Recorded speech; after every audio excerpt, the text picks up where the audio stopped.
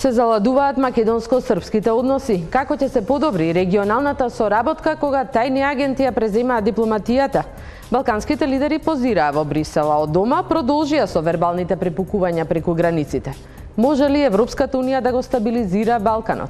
Зошто регионот се сврте кон Русија и колку тоа ги плаши Брисел и Вашингтон? Има ли Македонија шанса за ненадеен влез во НАТО?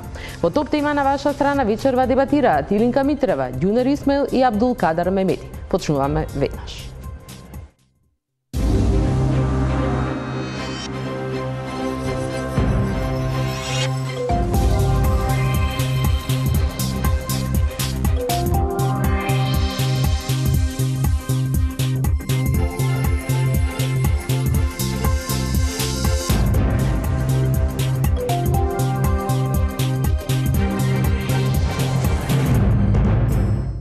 Добро вечер во топ тема на ваша страна. Соседските искри стануваат опасни, па Брисел и Вашингтон решија да не го игнорираат веќе Балканот. За овие случувања на меѓународната сцена дебатираме со поранешната министерка за надворешни работи Илинка Митрева, политичкиот аналитичар Ѓунер Исмаил и директорот на Институтот за геостратешки истражувања во МНР Абдулкадир Мемеди. Добро вечер на сите. Пред да почнеме, како вовет, Снежана Лупевска-Созен подготви анализа на скандалот што го откри Телма за советникот во Српската амбасада и разузнувач кој бил во собранието кога се случија насилствата на 27 април. Да го видиме прилогот. Горан Живаљевиќ нема да биде отповикан од својата функција, ниту ќе бидат превземени конкретни мерки од страна на МНР заради неговото присуство во парламентот на 27 април за време на нередите во собранието. Овој став е по состанокот што српската амбасадорка Душанка Девјак-Томик го имаше со Горан Стефчевски, директор на директоратот за билатерални односи со земјите од југоисточна Европа. Таа не сакаше да коментира што зборувале со македонскиот представник на МНР повеќе од еден час. Све што е требало се каже е речено. Према томе од мене неќете добити. Барање за публикување на Живаљов. Од амбасада. Рекла сам све што е требало се каже е речено. Во соопштението на Министерството за надворешни работи стои дека на средбата е изразено незадоволство и загриженост поради недозволеното присуство на акредитиран дипломат на Република Србија во Македонија, укажувајќи дека ваквата активност не придонесува за јакнење на меѓусебната дорева и унапредување на добрососедските односи и соработката. МНР изразило очекување дека во понатамошната меѓусебна комуникација на надлежните органи на двете држави ќе бидат и разјаснети и утврдени сите околности на случајот и следствено ќе бидат превземени соодветни активности во согласност со законите на меѓународното право. Живаљевиќ, кој со толпата влезе во парламентот околу 20 часот и 20 минути и известно време се задржал таму, за Телма изјави дека поради својата работа како офицер на БИА бил таму заради информацијата дека во нередите може да учествуваат и лица од Србија, навивачи и екстремисти. Во одбрана на Живаљевиќ денеска се стави генералниот секретар на Министерството за надворешни работи на Србија, Велјко Одаловиќ, кој го повтори ставот на Вучич и Дачич дека не очекува проблеми заради присуството на српскиот дипломат и разузнавач за време на немирите во собранието, туку очекуваат односите меѓу Србија и Македонија да бидат во насока на унапредување. Во истон беше изјавата на српскиот министер за надворешни работи Ивица Дачич, кој смета дека Живаљевиќ не направил ништо што би можело да се претолкува како кршење на Виенската конвенција или дипломатскиот протокол. Nije izvršio nikakvo delo, nije se mešao unutrašnje stvari Makedonije, ima tome nema nikakvog razloga da se bilo kakav, da bilo ko protestuje protiv nas zbog toga.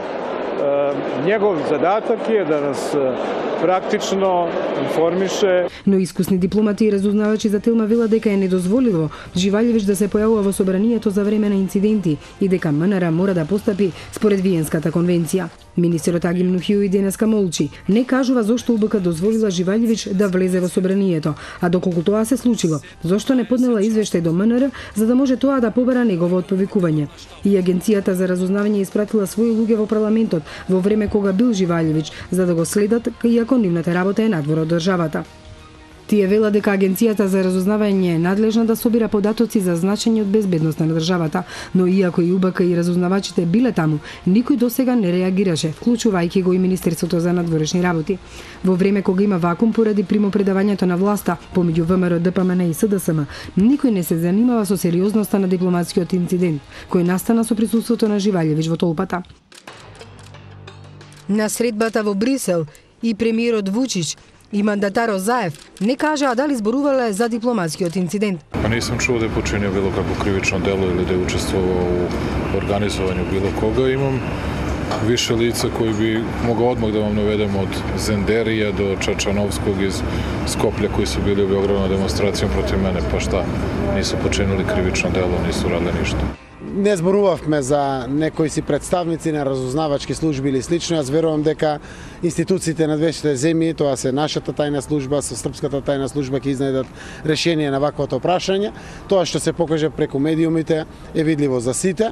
Зборувавме за перспективи. Во досегашната пракса, ваков инцидент на дипломат може да се реши со договор помеѓу безбедносните служби за тивко од повикување на дипломатот, како што на Живаљевиќ му се случи во Хрватска по поплаките од тамошните власти. Втората е неговото дискретно заменување поради договор помеѓу двете влади и последното е поради кршење на Виенската конвенција, прогласување на персона нон грата. Инцидентот со српскиот разузнавач и дипломат долева масло на ионака затегнатите пораки што во последно време одеа на релација Скопје-Белград. Вучик и во изборната кампања често пати го споменуваше така нареченото македонско сценарио, на што Заев одговори дека ваквите изјави се непријатни за слушање. Повеса на Телма дека српски дипломат и разузнавач бил во толпата на ноќта во инцидентите. Ова го демантираа поранешните водачи на шарената револуција. Никогаш не сум организирал протести, ниту пак протестирал против председателот на Република Србија, господинот Вучич. За мене е многу сумнително што обвинување доаѓа во истиот период кога амбасадорот на Република Србија се наоѓа во Министерството за надворешни работи на Република Македонија и објаснува што барал српски разузнавач во собранието на 27 април. Поради тоа би сакал да упатам еден апел до тие кои ги изнесуваат овие наводи, но и оние кои ги пренесуваат, без разлика дали станува збор за домашни или странски медиуми, да понудат барем еден доказ. Онаков доказ како што има многу за вклученоста на ВМРО ДПМН во инцидентите на 27 април и за присуството на српскиот разузнавач во собранието на 27 април. Останува на новиот директор на УБК и новиот министар за внатрешни работи по примопредавањето на власта да решат каква ќе биде судбината на Живаљевиќ, кој го троши третиот дипломатски мандат во Македонија. Нови детали кои ќе разоткријат улогата на Живаљевиќ не само во Македонија, туку и во регионот, ќе гледате во емисијата Код нас Снежана Лупевска Созен, што се емитува во недела во 19:40, веднаш по вчерашни вести. Го видовме прилогот господјо Митрева како поранешен шеф на дипломатијата. Слушнавте дека Министерството за надворешни работи денеска само побара објаснување од српската амбасадорка. Дали е таа соодветна реакција очекувана? Прво да кажам дека сум навистина зачудена што на еден настан кој што има само една и видливо чиста разрешница му се придава вакво значење. Веројатно е тоа поради фактот што закажале две институции. Едната е Агенцијата за разузнавање, која навистина дека му овозможила на српската разузнавач да влезе, и втората е Министерството за надворешни работи, кој што, повторувам, има чиста ситуација. Мешање во внатрешни работи на една држава се санкционира според Виенската конвенција, тоест лицето во прашање се прогласува за персона нон грата. Значи, едно е градење на добрососедски односи, каде што се разбира секој од нас би внел колку што е можно повеќе добра волја и енергија, а друго е прашањето од ваков карактер. И безсмислени се експликациите што доаѓаат од водството на Република Србија. Во едната ситуација се кажува дека учествувал во демонстрации. Тоа е насилен влез во едно е учество на демонстрација, друго е насилен влез во собрание, разбирате. Ние го квалификувавме настанот што се случи на 27 како државен удар, како пуч. Што правил таму? Собирал информации, требало да седи надвор или да гледа медиум или не знам, да се информира на друг начин. Значи, да одлучував јас за оваа ситуација, баш како што беше споменато во прилогот на Лупевска, тивко, мирно, елегантно, ќе го испратев човекот дома. Господине Мемити, вие сте во Институтот за стратешки истражувања, работите во Министерството за надворешни работи и знаете добро и како гласи Виенската конвенција и дипломатскиот протокол. и премиерот и шефот на дипломатија на Србија тврда дека нема никакво прекршување на дипломатски протоколи и конвенција. Дали се согласувате? Очекувано е премиер на таа држава или министер за надворешни работи на држава, чии дипломат или разузнавач, како што кажуваат медиумите, се нашол во погрешно време, на погрешно место. Мислам дека разузнавач не кажуваат само медиумите, тој е и работи во БИА, дури е имал и висока за надворешни работи, ние имајќи предвид дека господинци има дипломатски статус, ние го третираме како дипломат. Има други служби кои што соработуваат со него по основот на таа специфична задача која што е убава. Впрочем, не е ништо чудно, секде во светот има такви луѓе од службите кои што службуваат во амбасадите. Но конкретно, тоа што го кажуваат министерот за надворешни работи и премиерот е нормално дека ќе бидат во одбрана на нивниот дипломат и државјанин. Но тоа што нашите институции треба да превземат, иако сме во еден да кажам вакуум период, Министерство за надворешни работи постапи согласно дипломатските протоколи и Виенската конвенција и го повика српскиот амбасадор во Министерство за надворешни работи. Тоа во дипломатијата е познато како демарш и беше презентиран демарш на амбасадорот, каде што јасно и експлицитно е кажано во соопштението на Министерството за надворешни работи, имајќи преди дека се работи за дипломатија, и секако секој збор и реченица добро се избира. Нашето незадоволство во дипломатски зборови е јасно што треба да значи и неприфатливост на таквите испади. Сето тоа што беше кажано и во координација со другите институции, тоа е пренесено официјално. Впрочем, и ова е прва официјална реакција и настап на нашите институции, и тоа е обврската на Министерството. И од тука натаму останува сета ова ситуација да се изменаџира со една ладна глава во соработка со сите институции во Република Македонија и во соработка со неговите непосредни колеги. Меѓутоа, шефот на српската дипломатија кажа дека нема демарши. Практично во соопштението, велите јасно и прецизно е кажано, се вели дека е побарано објаснување и натаму ќе се следи случај. Побарано објаснување зошто бил таму, меѓутоа Дачич денеска рече дека не гледа тука демарш. Не гледа потреба за демарш. Не рече дека колку шта јас можев да го слушам. Ниту демарш. Ниту демарш. Не ја имитувавме целата. Но како и да е, побара фактот што се побара објаснување и се изрази жалење за истото. Значи, понатаму таа постапка ќе продолжи. Останува топката е сега во нивна страна да проверат соодветно, секако и тие имаат нивни протоколи и правила како тоа се третира едно такво прашање. Сигурно имат и тие нивни внатрешни контроли и процедури. Ако се случеше обратно, ако беше дипломат на МНР, секако ќе се формираше кај нас дисциплинска комисија, без оглед дали ќе го казни под наводници или не, но сега е редно да одговорат и официјално на ова кое што на овој прв чекор кој што ние го превземавме, а сепак изјавите дадени јавно, тие се јавни изјави, но во рамки на тие постапките на официјален одговор на нашето барање, се уште немаме добиен одговор, очекуваме во скоро време да имаме и соодветен одговор. Инаку, Република Србија е наш сосед, пријателска земја, со која што соработуваме во сите сфери од заемен интерес, па вклучувајќи и сферата на безбедноста. Јас сум убеден дека има една исклучителна добра соработка и меѓу службите, имат разменето нивни офицери, како што ние имаме разменето амбасадори и дипломати. И не гледам некоја причина зошто еден, да кажам, за еден таков неумесен испад на официјален представник на Белград во моменти кога има се однесува на една земја пријателска со која што имаат отворена соработка и може било кои информации кои што му биле потребни да ги добие од нашите служби. Само едно прашање пред да продолжиме. Вчера бевме сведоци, били завчера, не знам, некој од овие дадена на една прилично жестока кореспонденција помеѓу Велика Британија и Соединетите Американски држави. Зошто? За Манчестер туристичниот напад нели беа и ливерувани информации. Зошто? Затоа што доверливи информации кои што се доставени до соодветните служби на Соединетите Американски држави од Велика Британија, од страна Велика Британија излегува во американските весници и британците рекоа дека ќе направат се да се спречи таков одлив на информации. Дури и Тилерсон јавно изјави дека ја превзема одговорност Америка. Пазите, тоа се две пријателски земји. Значи, во дипломатскиот хабитус на Соединетите Американски држави, прва земја со која што се комуницира е Велика Британија. Апсолутно.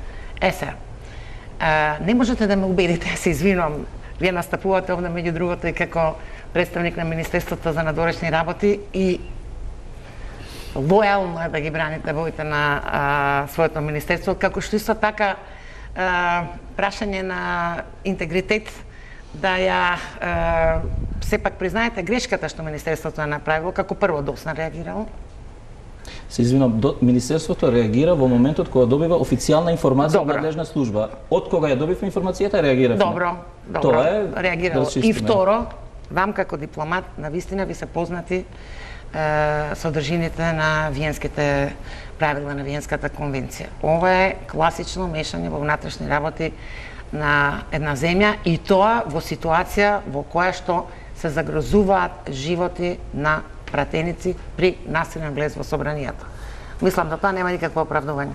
Не, само апсолутно тоа не е акт за оправдување, тоа да не бидеме сватени погрешно, но исто така во дипломатската пракса, кога се решаваат вакви суптилни прашања, се решава тивко, како што кажа на почетокот, тивко, мирно и на крајот да се без да се остави една дамка во меѓу соседските односи и тоа се завршува. Не, прашање е само што е суптилно во оваа ситуација, тоа да го дефинираме. Исмаил, дали ваквата реакција на македонското МНР се должи на овој, како го нарековме, вакум период на практично очекување на примо предавање на власта, може би доколку имаше влада, ке беше поостра или помалку, или поинаква, или немаше да има? Не, јас не сум дипломат за среќа во овој разговор. Мислам дека прво не станува збор за било какво пречекорување на дипломатскиот статус, затоа што човекот се чувствувал како дома. Со оглед на долгата историја на нашите односи со Србија, особено пак неговата историја службена, приватна и целото негово дејствување низ Македонија направило да човекот мисли дека се наоѓа тука некаде во некаква српска дека 3 мандати е во Македонија. Српска покрајна е тоа и нормално било, јас не сум изненаден што тој човек се нашол таму. Нашето министерство дури е фино и културно и согласно на некнешниот состанок во Брисел се обидува да действува смирувачки за да им овозможи на српската страна во случајов да го примени методот на негово повлекување со така наречен истек на мандатот или други потреби на службата. Според тоа, овај, еве да речеме, скандал е само еден врв од поголемата санта мраз околу која што се формира за да нели во Македонија ни се случи тоа што се случи на 27. На Србија за жалова не е прв пат нивни луѓе да бидат, така да се каже, фатени на дело. Само пред неколку месеци нивниот поранешен командант на жандармеријата беше фатен во Црна Гора со група вооружена и така натаму со подготовки за нешто слично како што се успеа во Македонија на 27 април. Според тоа, Србија останува и понатака како резервоар за дејствување на Балканот на различни начини, се разбира. Невешти се изјавите на нивниот премиер сегашен, односно избран председател. Ова изјава на нивниот министер за надворешни работи е исто така невешта и прилично и така изгледа, нели, барем според ова што го видовме. И мислам дека на Балканот не се угаснати сите огнови и дека тие огнови ќе тлеат и понатака. Што ќе се случи со овој дипломат е сосема ирелевантно за овој. Да, меѓутоа, овие, да речам, препукувања почна и многу предходно. На пример, Вучич водеше целата кампања председателска, ја водеше со едно плашејки ги своите гласачи од македонско сценарио, па имавме потоа интервју на Зоран Заев кој обвини за национализам, така да ова има ли тука едно заладување? Што можеме да очекуваме натаму да како да се развиваат односи? Во изминатите 2-2,5 години Србија воопшто не се стеснуваше да каже дека стои безмалку го обожава режимот во Македонија на чело со Груевски и персонално беше ословен и самиот Вучич не се стеснуваше во тоа да ги искаже своите симпатии кон Груевски. Според тоа, то не е нешто што само на 27 ни се случи. Второ, српските медиуми и овдешните нивни филијали или кон кои што тие дотураат вести, а и нивните служби се разбира, беа прилично ревностни во генерирањето на разни вести, особено па после така наречената платформа или после декларацијата на партиите на етничките албанци во Македонија и генерирањето на температурата околу таа платформа. Така наречена Тиранска декларација, па Заев ќе биде ваков или онаков, ќе им служил во наводници нели на шиптарите и слично. Се до вести кои што беа нели неверојатни во сферата на фантастиката, дека веќе некакви терористи се на границите, дека веќе неколку автобуси дошле од Прешево или од Косово или не знам каде, дека Македонија безмалку е веќе пред окупација од албанците, односно како дел нели на проектот Голема Албанија. Денеска слушам и обвинувањето од Дачич за пратеник на СДСМ во парламентот Павле Богоевски, кој ја даде изјавата и уште неколкумина стара е таа приказна за учество на 5 наши наводно граѓани кои што учествувале во некакви демонстрации против Вучич во Белград уште пред година и нешто. Ема тоа се демонстрации. Да, всушност не само што учествувале, сега тоа се прошири надгради, нели, со тоа дека тие всушност биле и организатори, но, велам, српските медиуми, особено овај пропагандистичкиот дел за кој што можеме да поразговараме малце како тој е настанат и зошто, се прилично ентузијазирани околу Македонија да продуцираат секакви вести. Наше е да видиме што со тие вести ќе правиме. За несреќа, екстензиите на тој менталитет или на тој ум поточно во Македонија постојат и се разбира шират како дополнително појачало за појачувач на тоа што околу Македонија спремиле кујните во Белград или можеби подалеку. Само една мала интервенција. Мислам дека може сме и при крај кон ова тема, за да бидат спокојни гледачите и сите наши граѓани во Република Македонија, без дипломатски ракавици. Имено состанок кој што траел сат и пол во Министерство за надворешни работи, не е тоа кафе муабет, туку се разговарат сериозни работи. Мислите на средбата? На средбата со амбасадорката на Србија. Веќе и вашата колешка Лупев се го спомна колегата Стефчевски, кој што е искусен и кариерен дипломат во Министерството, и бидете убедени, можам да ви кажам, иако таа белешка со знак на еден висок степен на доверлива белешка, тие детали сигурно нема да ги видите во медиумите, и тоа си има закон како тоа се постапува со таквите документи, знае и господјата Митрева. Бидете убедени дека све што треба е кажано и све е појаснето и цртано. Како што ќе следи и понатаму. И покажано. Покажано, апсолутно. Без и тоа во соработка со надлежните институции кои официјално не известиле дека, видете, ние како МНР гледаме телевизија, од кај да знам ја дека тој бил некој дипломат од српската амбасада или од некоја друга амбасада, се нашол некој функционираат релациите со не функционираат, не имаме координација, дури јас како институт директно соработувам со тие служби и институции специфични во Република Македонија. Ние тоа можеме да го видиме, но се додека тоа не е документирано, не можеме да влеземе во некој не е документирано. Господине Мемиди, јас ви кажав дека српскиот шеф на дипломатијата нагласи дека нема протест на Ноти да марш. Од друга страна, МНР за многу помали, да речам, инциденти или реакции на дипломати, упатува протестни ноти на други држави. Вие многу подобро знаете и господја Митрева знае, се работи за соседна земја. Ние сме имали повеќе и за соседни земји. Апсолутно. Не, сме имали многу по-комплицирани ситуации во однос на Србија. Например, се сеќавам периодот кога јас како државен секретар во МНР беше процесот на демаркација на границата со Косово Каде што јас знам многу добро, колеги и слични на овој колега, на секој чекор бевме многу интересни да не видат каде сме, каде демаркираме, што правиме и што се договараме. Мото стигнавме до степен кога тие го прогласија персона нон грата нашиот амбасадор, ни крив ни дужен, кариерен дипломат во Белград, но ние тоа не го направивме и нема земја од нашите пријатели во Евроатлантската заедница кој не го поздрави овој наш чекор на соодветна реакција со ладна глава и, како што каже манатарот Заев, гледаме во перспектива. Тоа е еден човек, како што каза господинот Исмаил, на еден начин или на друг начин решливо е. Можам и вака да чисто е мој личен став.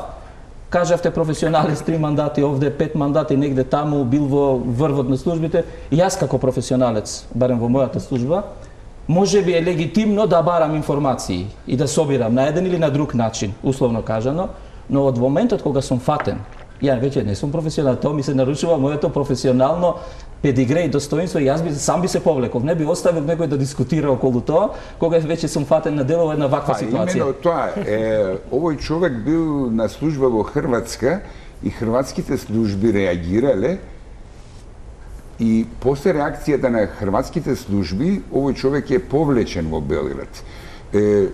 Како тоа реагирале хрватските служби? Предпоставувам дека дознале кој каков е и како действува.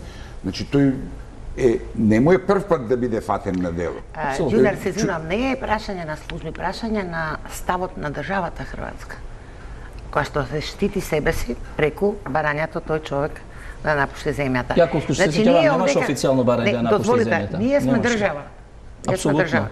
И сите атрибути на нашата држава треба да ги штитиме. Меѓу другото, и ваков тип на екскурзии, дипломатски или разузнавачки, како сакате наречете, тие треба да бидат санкционирани според Виенската конвенција. Знаете, меѓутоа, треба да правиме разлика помеѓу Македонија и Хрватска, односно оваа Македонија денеска и таа Хрватска која што реагирала како што реагира. Оваа Македонија денеска е не само во вакуум помеѓу две влади, оваа Македонија е деструирана Македонија во изминатите 10-11 години. Може би во некое друго време ваков човек не би си дозволил ваква постапка и се разбира во некое друго време оваков човек, ако си дозволил таква постапка, би му била применета Виенската конвенција инстантно. Според тоа, за оваа Македонија кога станува збор, јас сум дури прилично задоволен од ова што Министерството денеска не го продуцираше. Ова ни е прв чекор кон примена на тие правила од Виенската конвенција. Дипломатијата е за да ги решава ситуациите, а не да долева огин, да долева масло во огинот. Така што нека бидат спокојни сите граѓани на Република Македонија дека ова е една веќе надмината ситуација, веќе надлежните служби работат во таа насока. И се надевам, како што каже господин Исмаил, дека такви испади во иднина нема да имаме, бидејќи тоа се неблагодарни, некои како мене и како други ги доживеале на своја кожа. Се надевам дека сте во право, меѓутоа господине Исмаил, како што видовме и во прилогот, има припадници на Агенцијата за разузнавање и контраразузнавање вечерта во собранието на 27 април покрај разузнавачот и дипломат од Српската амбасада. Сега тие луѓе го користат неговото присуство да го оправда своето присуство во собранието. Наводно тие биле таму него да го надгледуваат. Видите, сега држи ли тоа? Во интерес на подобра информираност на вашите гледачи, Агенцијата за разузнавање е државна институција чија што надлежност почнува вон границите на оваа земја.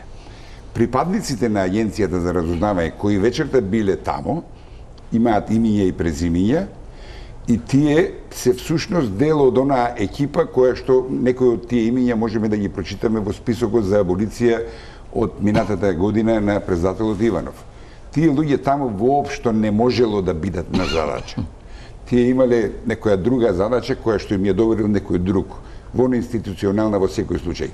Таквото оправдување што го кажуваат од за жал институција претворена во паркинг за разоткриени, како да кажам, луѓе, државни службеници кои што биле во служба на криминалот, е срамно да се искористи оваа прилика и евентуално да се долие уште некоја капка или масло на огнот кој што еве се трудат да го запалат.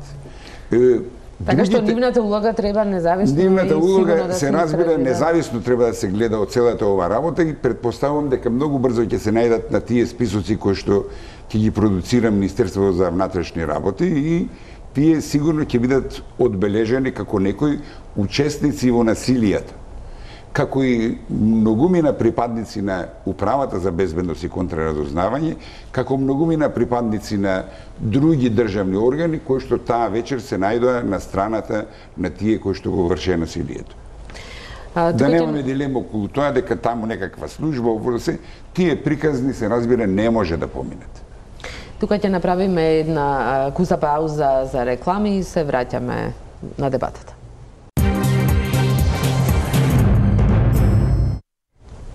Гледате Топ тема на ваша страна, продолжуваме со дебатата. 6 мината балкански лидери завчера вечер, поточно, во Брисел седнаа на заедничка маса, потоа позираа на фотосесијата и дадоа прилично пријателски изјави.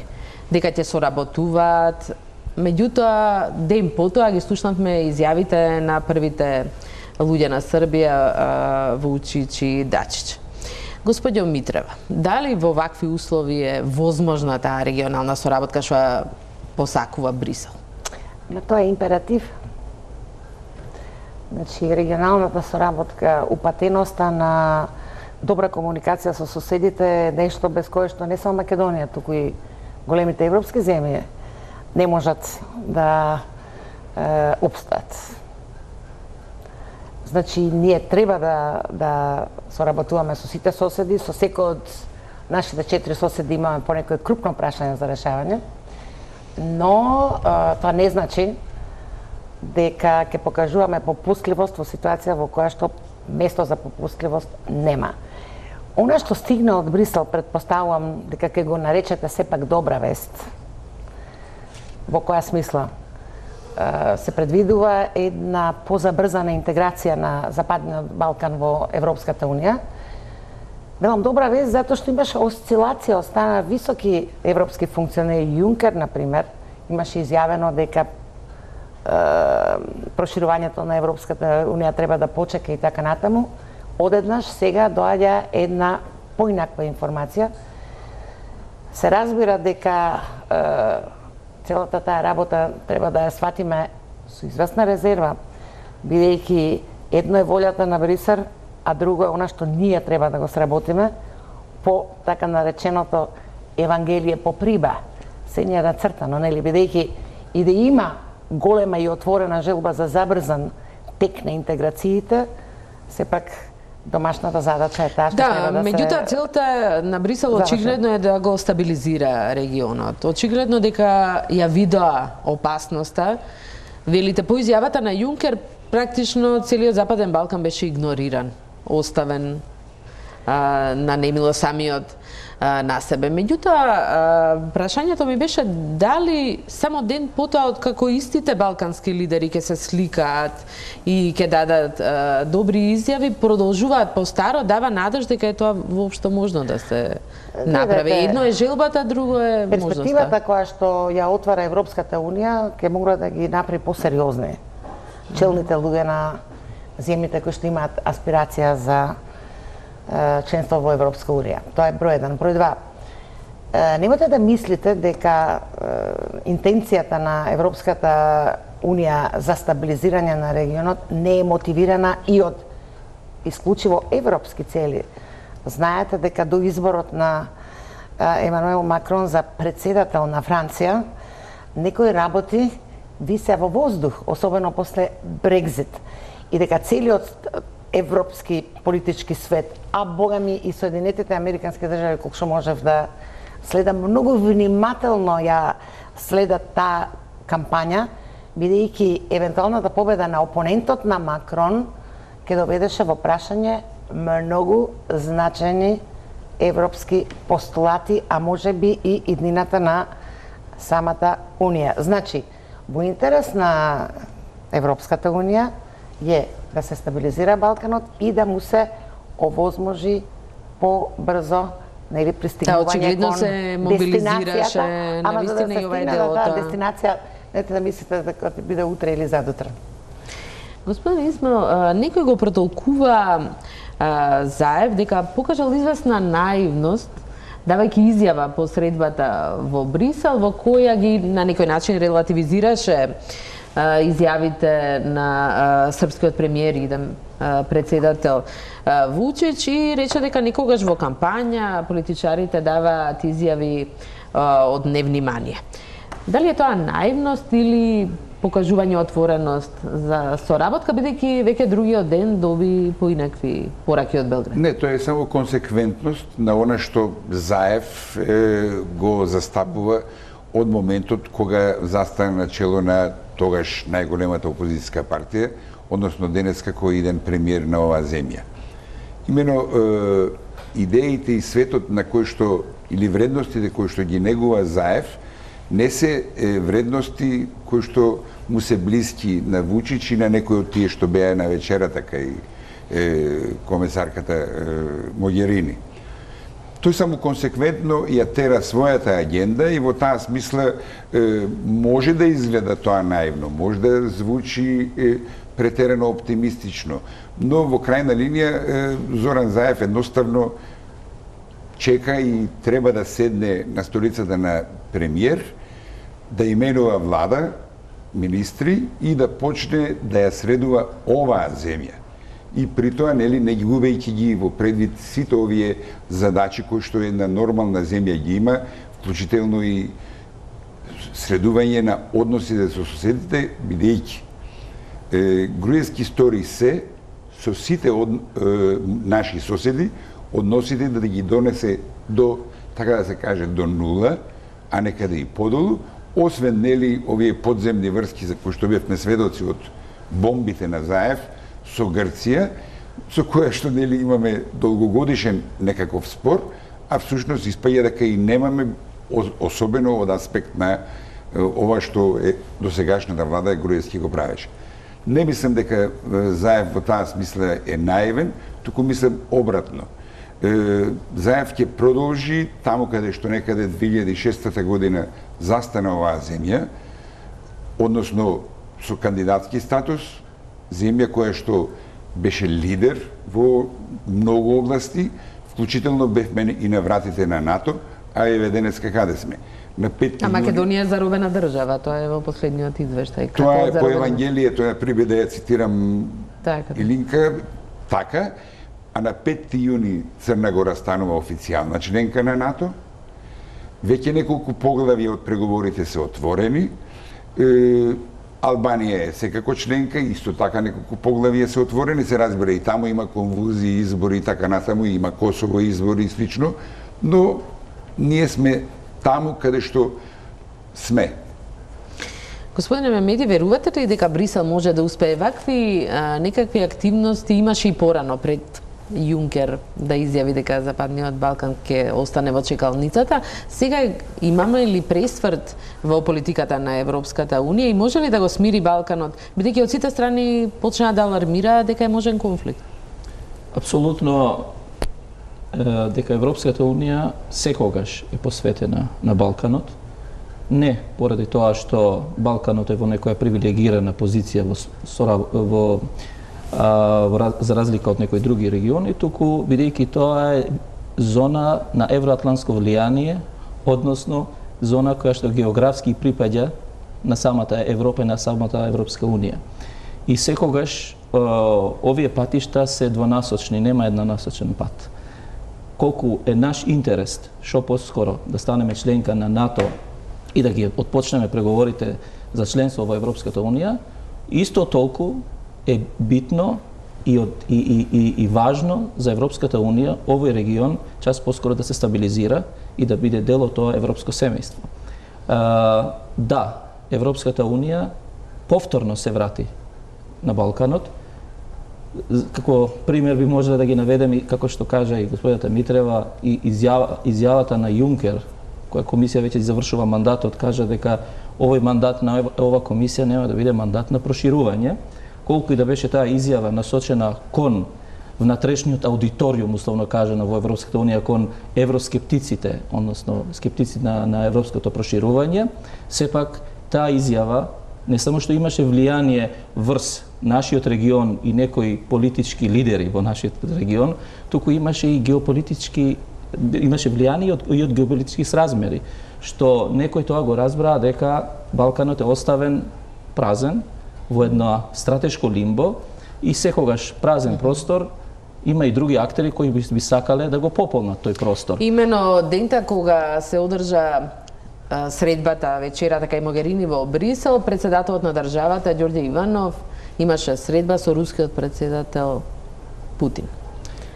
Таа средба и таа посета е во рамките на агендите на председателите и на министрите не се договараат денес за утре, туку такви агенди се договараат 2 години и 3 години и 1 година, така што тоа во никој случај не е знаеме колку е договорено, господјо Митрева. Да завршам само ако може. И последната изјава на господјата Могерини беше дека Европската унија, нели, кога се однесува до Балкан, века не е тоа проширување, туку е reunion. Тоа е реунификација. Така што не третираат дека сме дел од нив и не случајно глобалната стратегија на Европската унија за заедничка надворешна безбедносна политика, која што е усвоена во јуни 2016, проширувањето е ставен како приоритет кој што не беше претходно. И секако сите овие геополитички придвижувања упатуваат кон една потреба на поинтензивен ангажман на Европската унија или да кажам вака, to go back to the unfinished business. Да се врати Европската унија да го доврши, да ја доврши таа работа која беше оставена на пола, а секако за такво нешто треба и соодветен ангажман од сите актери во нашиот регион, вклучувајќи и политичкото раководство, а пред се понатаму и администрацијата, бидејќи имаме еден извештај кој што се вика извештај на Прибе. Тоа се реформските процеси кои што треба да ги примениме и тоа се неизбежни без примена на тие на тој извештај и без заокружување на тој реформски процес, се што друго што би кажале би било условно кажано преоптимистички. Дали Брисел вака реагираше затоа што се исплаши од руското влијание на Балканот? Прво сакам да додадам уште една работа која што нема директна врска со вашето прашање, тоа е дека меѓу другото Македонија е предолго во така наречена лимбо ситуација, се разбира, пред се благодарение на 11 години мрак кој што се надвиснал над оваа земја со оглед на карактерот на владата на ВМРО ДПМНЕ и во тие лимбо години почна полека да опаѓа, не претерано, но и да опаѓа поддршката од страна на граѓаните за Европска унија. И не само во Македонија, еве последните анкети да покажа и во другите земји на регионот. Тоа е еден од индикаторите кој што може, не мора, сега ние шпекулираме тука, го пали црвеното светло кај Европската унија. Што се однесува до реакциите по однос на интересот на Русија од страна на Европската унија, јас би сакала да кажам следно. Од самата независност Македонија се декларираше како земја чии што амбиции се свртени кон евроатлантските и европските вредности. Ајде да ги наречеме попросто прозападните вредности. Значи, тоа е ставено до знаење на сите земји со кои што ние контактираме, а кои што не му припаѓаат на овој простор. Мислам на евроатлантскиот простор. Тоа ни најмалку нас не спречи во времето кога Македонија навистина беше лидер во регионот и кога имаше пријатели низ целиот свет да одржуваме пријателски и економски односи и со Русија. Ако се сеќавате, Лавров дојде во Македонија. Дури тогаш имавме и посети на повисоко ниво политички. Се разбира, но тоа треба цела една емисија за да го коментираме нивото на дипломатските односи кои што сега се случува во Република Македонија. И не воопшто не беа проблем, нели? Председател на држава или премиер го примаат некакви подсекретари во, ако воопште може да се стигне до. Да, ова не е ни прва посета на македонски председател и средба со Путин и Борис Трајковски и Црвенковски. Навистина внимававме на тоа како да го сочуваме угледот на државата, па имавме понекогаш и незаслужено високи председателски протоколи за министри и така натаму. Значи, Русија има своји интереси, така ги следи своите интереси. Русија има комуникација со Европската унија, постои Совет, Европска унија, Русија со НАТО исто така, и со дека останува на нивото на легалните дејства, сега го цитирам тука Хојт Ли, Вчера даде една многу убава изјава за мислам за хрватска телевизија. Ние ќе бидеме во релации кои што треба да се случуваат меѓу две држави. Да, меѓутоа Хојти од Белград испрати едно предупредување до сите балкански земји дека би требало да се чуваат од руското влијание кое има за цел да ги оддалечи од Западот. Јас се извинувам, како би ги оддалечило од Западот ако нашите стратешки цели се декларирани? Апсолутно. 25 години државност, тие вредности се негуваат и во тој правец се движиме. Сега одеднаш не можеме да се направи тоа јутер моментален. Да, меѓутоа имавме една анкета што правевме за тема и само да појаснам од аспект на дипломатски односи. Не смееме да дадеме впечаток дека не сме Република Македонија да соработува со Русија и со други земји. Тоа е многу погрешен впечаток се дава. Да го слушна вашето мислење околу руското влијание, што очигледно го запали алармот. И во Брисел и во Вашингтон и гледаме многу поголем одеднаш ангажман. Па јас на таа работа гледам малце порудиментарно по се изгледа. Мислам дека светлото во Брисел, црвеното, се запали од Вашингтон, како за почеток. Хојтки не само што беше во Македонија, беше и во Црна Гора, во Будва одржа говор, беше во Загреб, беше во регионот. Ако ние имаме процедури и така натаму, може да замислите да е State Department, толку висок службеник, да крстари по регионот и да дава дури за некои вкусови прилично тврди изјави околу улогата на Русија во регионот. И во таа смисла индицираното влијание на Русија на различни можни начини, нагласувам на различни можни начини, не само во Македонија, не само на Косово, не само во Србија, не само во Црна Гора, туку и пошироко можда, ги запали сите светла за аларми, затоа ние го имаме Хојтки со вака децидни, јасни, многу разбирливи реченици во врска со тоа што на Балканот може да му се случи доколку продолжи вака. Од друга страна, го имате рускиот став кој што е диктиран пред се после настаните во Украина. Откако во Украина се случи Украинската револуција, нели, Русија декларираше еден сосема јасен и прецизен став. Ние, ќе се обидам да го парафразирам, ние не сакаме да бидеме држава која што ќе интервенира во други држави за да се смени председател или власт, заради негување на некакви вредности кои што се спротивни на нашите. Се разбира, тоа е недопуштиво. А во Украина знаете што се случи. Нивниот фаворит беше сменет после едни бурни настани и Русија можеше да се замеша многу директно. Во регионот е индицирано руското присуство на различни можни начини, вклучително во Црна Гора најдрастично, бидејќи беше обелоденето после настаните за време на црногорските избори, еден од сведоците, односно учесниците во операцијата за дестабилизирање на Црна Гора, сосема јасно потврди, го цитирам Нью Йорк Таймс, значи не цитирам нити кафански муавети, дека имал контакти со руските разузнавачи, како бил опремен, како бил навежбан, како руските службеници биле во регионот, кој институт бил замешан и така натаму. Тоа е нешто кое што за НАТО земјите, а за Соединените Американски држави сепак важи тоа дека е земја лидер на НАТО, беше знак дека треба да се заврти кон регионот по-видливо. Тоа не значи дека до тогаш не била завртена. Од друга страна пак, ВМРО ДПМНЕ, односно криминалната дружина која што така се нарекува, кога се најде во теснец, после извештај на Прибе, после бомби и така натаму, одненадеж ги откри сите вредности на еден друг свет.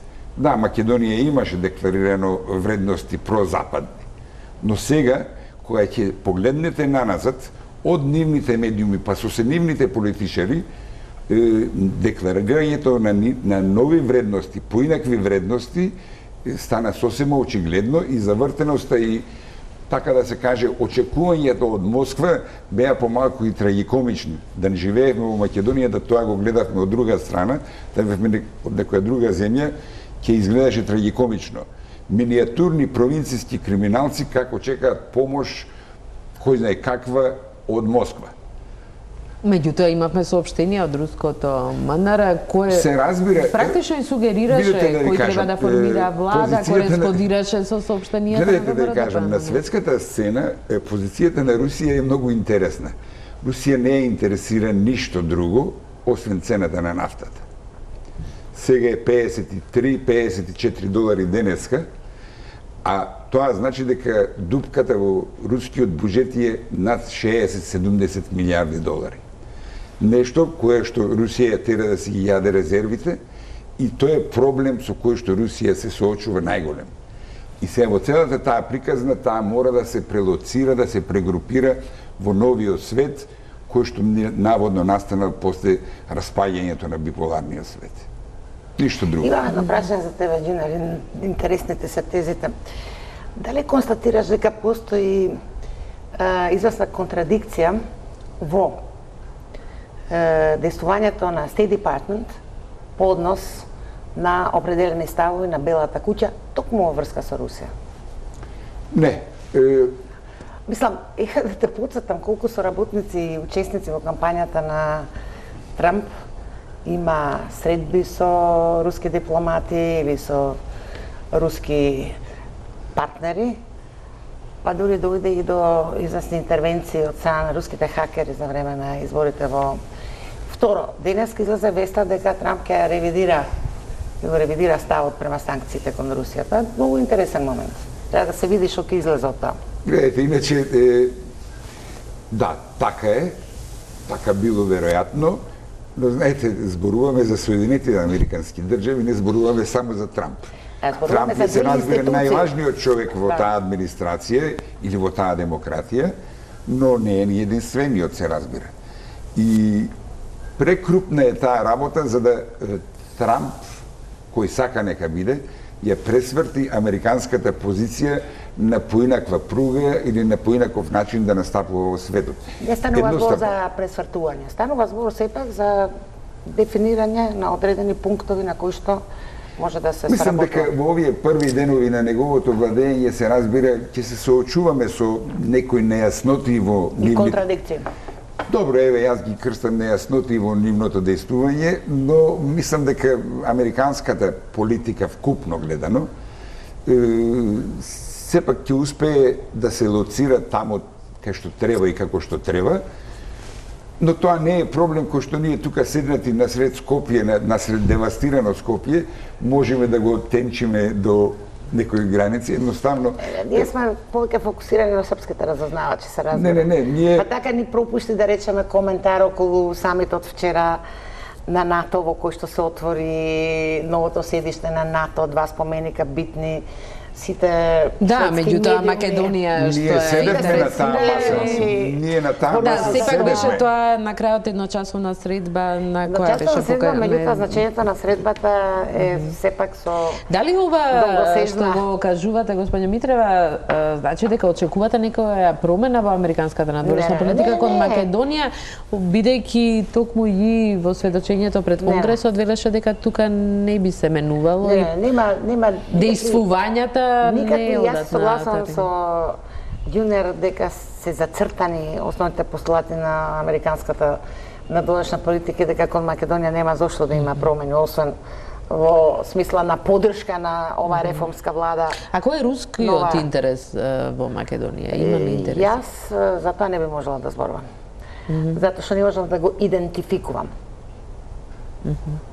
Да пробаме, можно е. Вчера имавме многу интересна изјава на председателот на Русија Путин. Тонски ја слушнавме, мислам дека на вашата телевизија. Беа набележени 3 точки, јас успеав така да кажам. Првата е дека уставно избраните органи би требало да си ја бркат работата и дека уставот е рамката во која што треба да се движи. Зборувате за средбата со председателот Иванов. Да, зборувам за средбата со овој нашиот кој што еве случајно се најде таму кај што се најде. Председателот, нели? Еве да не пропуштам. Тоа е точката која што Путин ја нагласи, но внимавајте, пред малку зборував за тоа дека уставните органи, тој уште пред 2 години ги нагласи согласно и ги контекстираше во согласно со вредностите кои што ги негува руското општество. Рускиот демократски модел. Ќе правиме разлика, нели? Има разни демократски модели, очигледно. Вториот момент е Путин сосема јасно кажа кој ќе биде идниот сојузник на Русија во Македонија.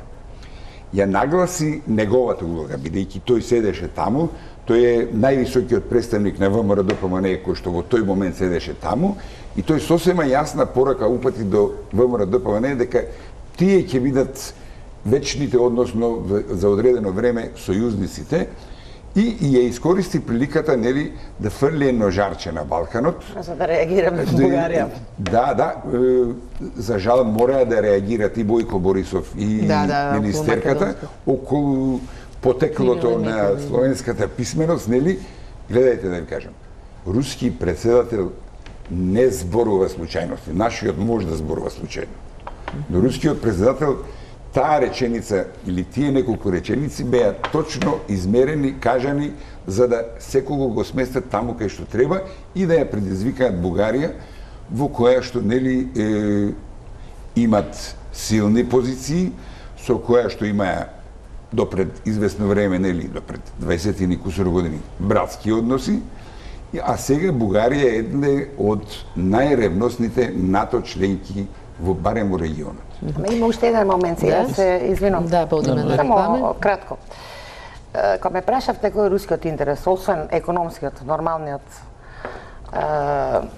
би рекла, светски тренд на длабоко поврзување на државите, мислам дека има една мала слабост во изборот на партнерите кои што ќе штитат руските интереси овде во Македонија. Мислам, ако Русија очекува таков партнер кој што ќе биде негов експонент овде во Македонија, какви што се ВМРО-вските кадри, мислам дека навистина направила многу лоша процена. Па каде се поинако? Знаете што, транзицијата овозможи да се создадат скапани држави, така наречени, во кои што се разбира криминалните елити се на површина и тие се нормално природниот сојузник и лесно куплив, знаете, тие се ефтини во принцип. Русија со малку пари брка голема работа. Не се толку ефтини ако 5 милиарди се излезени како нивна собственост од државата. Трпеливо ве следав, бидејќи како... Ве молам само кратко, бидејќи мораме да одиме на реклами, ќе се вратиме повторно на Добро, еве, ќе се обидам да бидам краток, како што кажавте. Јас не би ги мислам дека еве, ајде во нашето Скопје не знам колку сме дораснати да коментираме надворешната политика или стратегија на Америка или на Русија кон Македонија, бидејќи сепак 2 милиона народ, една Македонија, мислам дека не играме кој знае која голема улога во нивните позиционирања меѓу Русија и Америка, но тоа што го кажавме на почетокот, ние сме јасно дефинирани со нашите вредности што од самостојувањето дека сме насочени кон ЕУ и НАТО. Односите меѓу државите во меѓународната соработка не се одвиваат и не се развиваат меѓу држави и поединци, туку тоа се меѓудржавни и меѓуинституционални односи, без оглед кој ќе раководи со тие институции, така што соработката и со Америка, ако биде со State Department, ќе биде со Министерството за надворешни работи, ако биде со МНР на Русија, ќе биде со Министерството за надворешни работи на Република Македонија, а не со некои групации или индивидуи надвор од тоа, така што на крајот пак треба да се вратиме на фактите и бројките. Има 11 категории на односи меѓу држави. Најниското е де факто односи, највисокото е сојузништво. Во нашите односи, сојузнички односи, стратешки партнерски односи имаме со Соединетите американски држави. А во однос на некои земји кои што ги спомнуваме, тие се на 6-то ниво, кои што се во меѓународните односи се карактеризира како ирелевантни. Зошто така? Бидејќи бројките на трговската размена, инвестициите, конкретните проекти, техничката помош, воената помош, ако ја споредиме кои бројки во размената имаме со Русија, кои имаме со земите од евроатлантската зона, тогаш можеме да кажеме Република Македонија каде е во моментот и каде ќе биде во иднина. Другото е може да остане во рамки на анализи, согледувања, грешки направени и така натаму, но реалноста е таа и нема зошто да се менува. Ќе направиме тука пауза за реклама, а веднаш потоа ќе го видиме прилогот на Тамара Грнчаровска, анализата за тоа што велат експертите, дали Македонија може да сепак да почне некакви преговори со Европската Унија за поглавијата 23-24, како што оптимизам пројави и мандатарот за формирање влада Зоран Заев по средбата во Брисел. Пауза за реклами.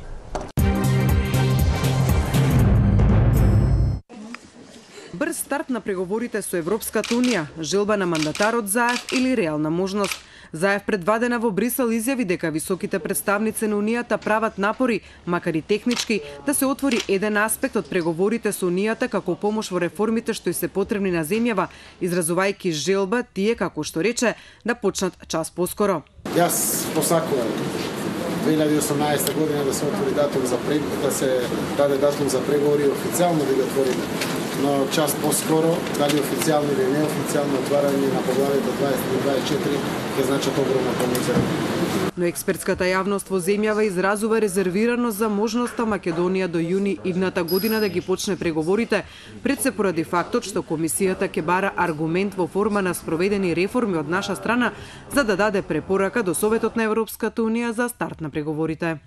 Веројатно сега ќе имаме прецизирање или приоритизација на неколку клучни реформски мерки кои што ќе треба да бидат испорачани во текот на една година, за да може, јас не би очекувал тоа да се случи порано, од Советот во јуни 2018 година, кога би бил одреден датум за почеток на преговори. Меѓутоа, од моментот на почеток на работата на новата влада, до тој момент ќе треба да се проведат неколку клучни реформи, токму заради создавањето на услови. Прво, услови за да можеме да се впуштиме во авантурата преговори. Второ, услови за да им дадеме аргумент плюс на комисијата, на дел од сојузничките држави, кои што ќе влијаат на Грција. Реформите кои би се очекувале од Македонија, наведува Стојковски, се пред се во делот на независноста на судството, одвоеност на државата од партијата, контрола на собранието врз извршната власт, функционирање на независните регулаторни тела. Унијата токму поради тоа поглавијата 23-24 ги отвора први во преговорите, а ги затвора последни. Нивната суштина е владењето на правото. Главите 23 и 24 изборуваат за политичкиот систем и за стабилност и функционалноста на институциите. Добро е што е долг процесот на преговори, затоа што нас ќе не одржува во постојана кондиција. Нема да ни се случи во еден момент да завршиме и после тоа да се опуштиме или пак да се препуштиме на некакви други реформи. За Симонида Кацарска од Институт за европска политика, за да се отворат формално поглавијата 23-24, ќе треба поместување на односот на Грција кон ова прашање. Доколку навистина се демонстрира од наша страна, од новата влада, спремност за решавање на некои од отворените реформски прашања во однос на правосудството и човековите права, може да се најдат технички начини на кои што комисијата би можела да помогне, меѓутоа сепак отварањето на преговорите би значило дека ќе има и некој притисок врз Грција во овој случај. Отворање на поглавијата 23-24 на домашен терен пак би значило многу системски реформи пред се во делот на идните реформски приоритети. Голема мера ова не би значеле законски реформи, како што ние честопати подразбираме под тој збор, туку промена на праксата, демонстрирање на видливи реформи во јавната администрација, безбедносните служби, независност на судскиот систем, преку активности на самото судство, односно преку случаи кои што се најчесто од висок профил. Овие два моменти се поврзани, бидејќи тоа ги поврзуваат и концептот на правосудните реформи, меѓутоа и борбата против корупцијата, во кој што справувањето всушност со случаи од висок профил, како што ги нарекува Европската Унија, би биле клучни, што значи дека би требало да се види и процесуирање на случаи кои што се поврзани и со скандалот со прислушкувањето. Реформите во судството, освен што ќе бидат први на тапет доколку Македонија ги отвори преговорите со Брисел, истовремено се и предусловот кој земјава мора да го исполни за старт на истите. Господино Митрева, слушнавме и од експертите дека клучот е сепак Грција дури и започнување на некакво техничко ниво на преговори со Европската Унија или пак за брз прием во НАТО што повторно се споменува? Значи, сегашниот став на Грција е испровоциран и одработен од владата во заменување, од владата на ВМРО ДПМН. Јас сакам да подсетам на една ситуација која што ја споменувам овакви прилики, а тоа е дека 2006 година грчкиот премиер Караманлис во грчкиот парламент, зборувајќи возбудено на говорницата и удирајќи со раката по говорницата, велеше соседот, тоест ние, нели, може да биде примен во НАТО само под референцата, а не под уставното име. Стравувајќи од поддршката на американците кои што 2004 година ни го призна уставното име. Тоа покажува дека со една умешна надворешна политика, која што сега ја немаме, бидејќи имаме два протагонисти, имаме шутрак дипломатија од страна на председателот, имаме манекен дипломатија од страна на министерот за надворешни работи. Со таква дипломатија нигде не се стигна. Се извинувам на квалификативите што ги давам, ама тие се тие. Значи, со една политика во која што ќе покажеме дека сме една модерна, современа земја, која што нема да краде туѓа, па нема да фалсификува ни сопствена историја. И повикувајќи се на актите кои што постојат помеѓу Македонија и Грција, тоест да привремената спогодба која што се уште е во важност, бидејќи ниедна од страните не се повлекла. И каде што членот 11 укажува на фактот дека Грција не смее да го попречува нашето меѓународно интегрирање, беше, нели, осудена за кршењето на тој член 11. И со свртување на вниманието на меѓународната заедница токму кон тој член 11 и кон состојба која што некогаш постоела во Грција, во која што грчки премиер тврдел дека Македонија може да влезе во НАТО, но под референцата, и барајќи поддршка со тоа што и ние ќе правиме некои гестови кои што се потребни во една ваква ситуација, немаме време да ги елаборираме сите, мислам дека Македонија ќе може да влезе и во НАТО под референцата и да ги започне преговорите под референцата. Може ли некој од тие потези ви открите ни некој барем? Велите нема многу време. Па нема многу време. Што би можело веднаш да се направи и брзо? Јас, например, веднаш би елиминирала од Скопје 2014 артефакти кои што се директна кражба на грчката историја. Тоа би било еден гест на добра волја, кој што може да го, мислам, може да звучи наивно, може да изгледа ситно, меѓутоа не е толку ситно, разбирате? Кој што може да означи, да речеме, отварање на простор за натамошни дипломатски и политички гестови врзани за диалогот со нашата соседна земја, со оваа соседна земја. Господине Мехмеди. Вака, приемот на Република Македонија во НАТО не е прашање дали Република Македонија сака, дали има услови од аспект формално правен, да, дека членот 11 тоа јасно кажува дека ни една страна, не од двете страни, така мислам дека страни се поминуваат во договор, првата и втората страна без имиња, не смеат втората страна да ја попречуваат за членство во меѓународни и регионални организации под референцата со која што е примена во Обединетите нации. Тоа е факт. И таа времена спогодба стои од 95 година до ден денес, кај што на неа се базираше и пресудата. Да, покрај неа. Меѓутоа сме и имале покрај друго сака да кажам. Хашкиот истата пресуда, се извинам, истата билатерална спогодба, времена спогодба е подкрепена со извршна одлука на Меѓународниот суд на правдата, кај што Грција призна дека го блокирала членството на Република Македонија во НАТО 2008 во самитот во Букурешт под референцата. И тоа се случи веднаш потоа. Првите реакции беа дека кога пресудата која беше објавена, обзнанета, имавме први реакции од челници на НАТО и земји членки на НАТО дека таа одлука не менува ништо во ситуацијата. И тоа трае до ден денеска. Се додека Република Македонија и тој заклучок во сите самити на НАТО наназад до 2008 се повторува, поканата е тука, немате потреба од самит за покана, може на само еден на НАК состанок да се упати таа покана во моментот кога двете страни ќе го известат НАТО дека нашле заедно припатливо решение. Дали може?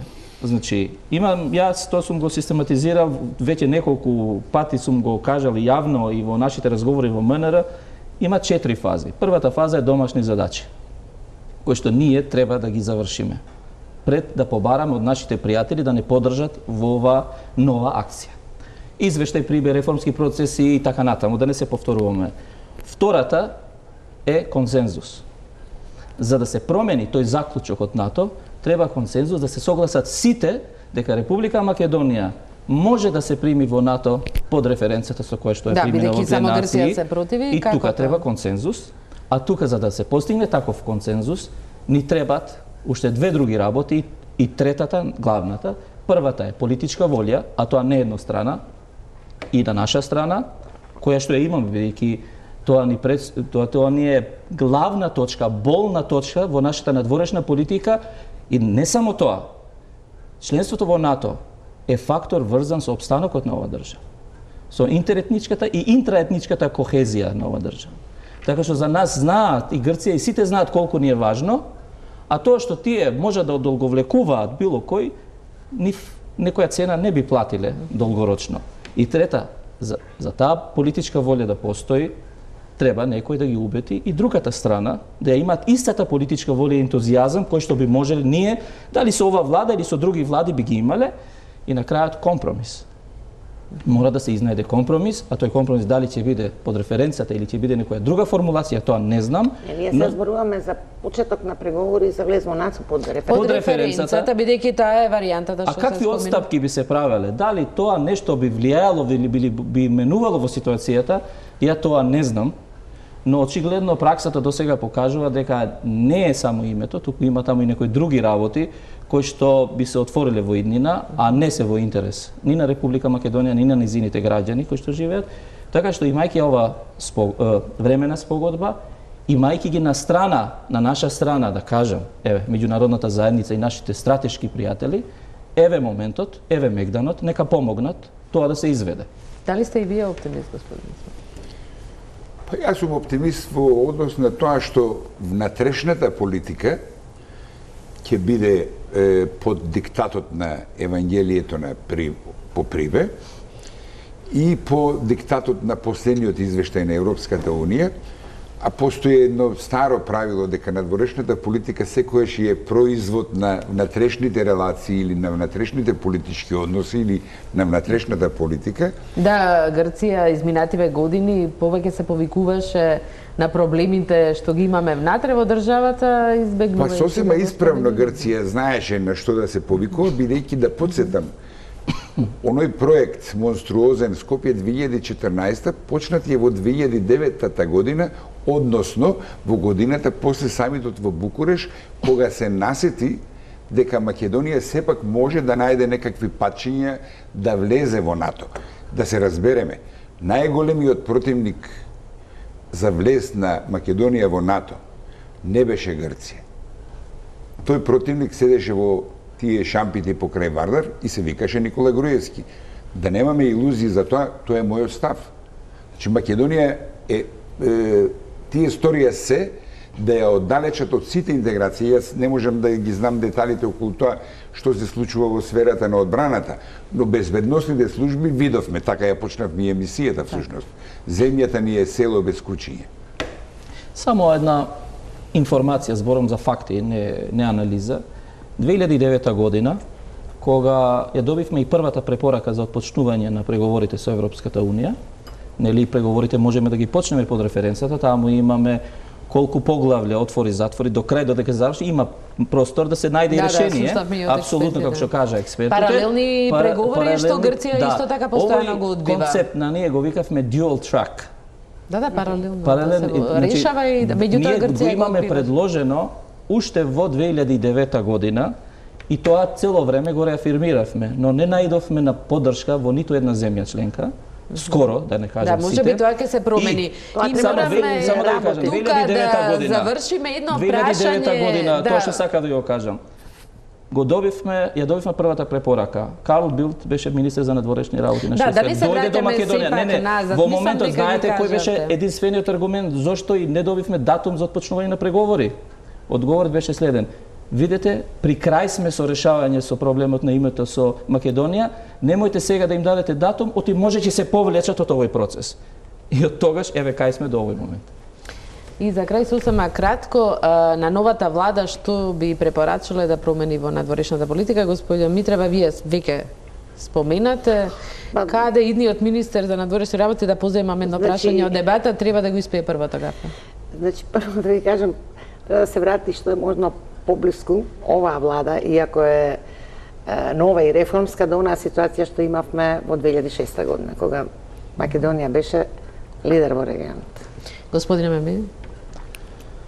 Видете, прво нека дојде новиот министер и нека види до сега што е сработено. Перцепциите не можам да кажам, не можам во 5 минути да сформам друга перцепција, дали била манекенска или ваква или таква, но таму има навистина сериозни и професионални дипломати кои што макотрпно работат и точно знаеме што треба и како треба, само некогаш да се случи нешто треба моментум. Се надевам дека тој моментум ќе го има новата влада. Особено ако се смени законот за надворешни работи, кој што треба да се доближи до оригиналната верзија. Е друга тема за тоа нема да внесе во НАТО, само ќе ги регулира односите внатре. Јас ќе препорачам на министрите и на премиерот редовно, секојдневно да го читаат извештајот на Приве и да се придржуваат што повеќе можат до препораките од тој извештај. Рековме Евангелие по Приве.